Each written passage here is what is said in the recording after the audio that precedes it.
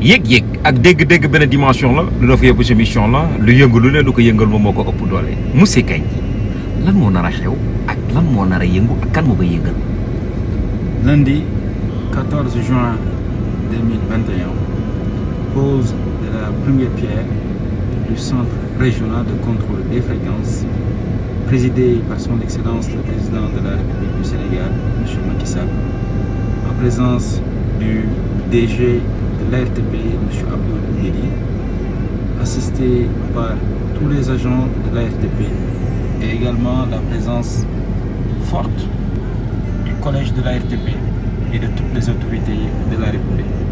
Ñu ngi leen ci woo yéen ñëpp toute la population du Bossaya, toute la population de Doungou Ouro Alpha, toute la population de la commune de Boki Diawé, également toute la population de Matam. loolu lundi la loolu lundi la 14 lay xewee fii ci dëkk bi ñuy naan Doungou Ouro Alpha.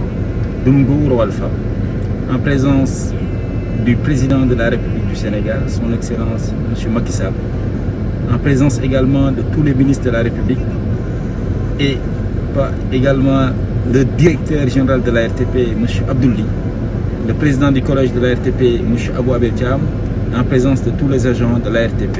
Ce sera pour le lundi 14 juin 2021 à Doungou Ouro Alpha, Inch'Allah. centre boobu mën nañ naan gulet la ci biir région de Matam gulet la tamit ak yeneen i régions yi. C'est le premier centre de contrôle des fréquences délocalisées dans les régions. Jërëjëf. D'accord kono noon bandiraɓe musidɓe tedduɓe heeɗiɓe rendaɓe gurdam ko yoodi ala e daranam ne tawno ɗum ɗo moni kala ene teeɗano ɗum ene yiɗi ɗum heɓde kono noon ko Doungou Ouro Alpha e région de Matam Allah rokki ɗum kono noon ɓuret noon tigui bandiraɓe musidɓe tedduɓe heeɗiɓe rendaɓe gurdam ne tawno hunde nde laaɓi ceer ɗum noon le 14 woni altine so Allahu lamɗo jaaɓi onon kala ɗo noddaɗo henne e Doungou Ouro Alpha président de la république ina jogori arde taw noon koye dow inde Abdoul Doudouli directeur ARTP ɗum noon sikki ala oɗo centre jogor waɗede ko centre mo gandanɗa hoorema gaddowo jaam centre mo gandanɗa hoorema nawowo jeeguli men centre mo gandanɗa hoorema so tawi waɗama ya garta o ma ɓeydo webde centre mo gandanɗa hoorema hande région de Matam région de Saint-Louis kono noon aussi nokkuji takkiɗi taariɗi ko ene Mauritanie ko ene Mali ko ene Guinée kamɓe kala tiguirigui ɓe jogui hen gueɗal ne hannirten yanna